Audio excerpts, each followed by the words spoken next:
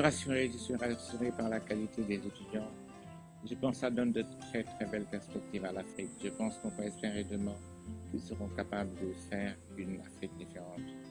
Le débat était très intéressant, mais ils disent exactement la même chose. Le secteur informel dans mon pays, c'est 50% du PIB. C'est par contre moins de 20% de la valeur ajoutée en Afrique en général.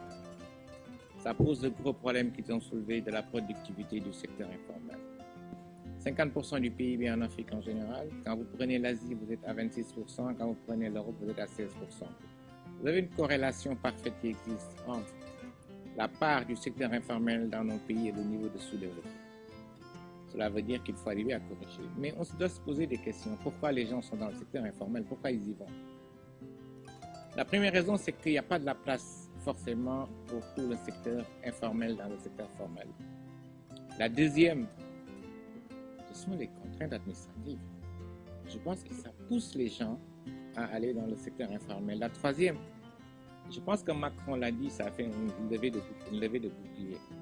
La croissance démographique que nous avons en Afrique, aucun secteur formel ne va le tenir. Il faudrait que les gens arrivent à trouver du travail. Et la réponse, c'est le secteur informel, qui est en fait un verrou social qui permet à certaines personnes d'arriver à trouver un emploi. Je pense que ça, c'est les trois questions qu'il faut se poser. Maintenant, qu'est-ce qu'on doit faire? Vous avez des pays comme le Rwanda qui ont vachement allégé le système de formalisation des organisations. Il faut qu'on comprenne aussi, tant qu'on ne sera dans une logique de dire au secteur informel, venez vous formaliser pour payer plus de taxes, personne ne vient. Et malheureusement, la démarche, elle est là. On cherche à asseoir l'assiette fiscale et on pousse les gens à venir vous formaliser. Mais ils ne viendront pas. Parce que si demain, c'est pour les identifier, leur dire venez payer plus de taxes, ils ne viendront pas. Je pense qu'il faudrait qu'on change de façon de faire. Maintenant, j'ai noté 2-3 trucs à la fin qui m'ont secoué. L'UGB, il y a quelque chose qui revenait de façon régulière, c'est l'étranger. Nous sommes dans un monde ouvert. Nous sommes dans une globalisation. Il n'y a plus d'étrangers. Aujourd'hui, les États se battent pour que les entreprises étrangères viennent investir. Parce que le capital de nos pays, la capacité du secteur privé local est très faible. Nous devons nous bagarrer pour que les gens viennent. Ça me fait parler de Auchan, ça fait beaucoup de bruit. Vous prenez tous les étudiants qui sont formés en marketing. Un Baol ne va jamais les embaucher. Il ne faut pas se faire d'illusions. Je pense que nous devons avoir un pays ouvert. Vous prenez la CEDEAO, le Sénégal, c'est 14 millions d'habitants. L'UEMOA, c'est 80 millions. Travailler dans un espace de 80 millions d'habitants est beaucoup plus rentable que travailler dans un espace de 14 millions d'habitants. Nous devons être ouverts. S'ouvrir à l'étranger qui est une source d'enrichissement, qui investit certes dans son pays, mais qui rapatrie ses bénéfices. Le patron sénégalais qui investit ses bénéfices, qu'est-ce qu'il fait en général? Parfois, il va acheter des maisons. Ou bien parfois, il terrorise à la banque. Il n'y a aucune différence entre les deux. Ce que nous devons regarder, c'est qui est capable d'embaucher. Les jeunes qui sortent, je pense que ça, c'est un gros défi pour l'Afrique, l'emploi.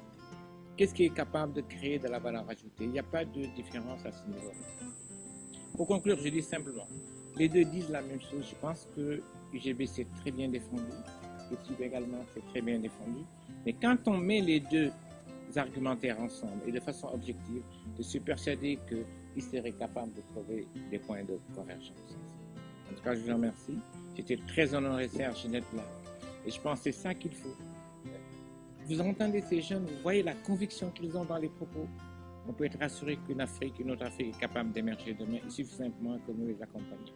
Il faut maintenant aller plus loin, je crois, et je pense que c'est une excellente initiative. Merci beaucoup, Monsieur Lassana Sakho, pour votre synthèse.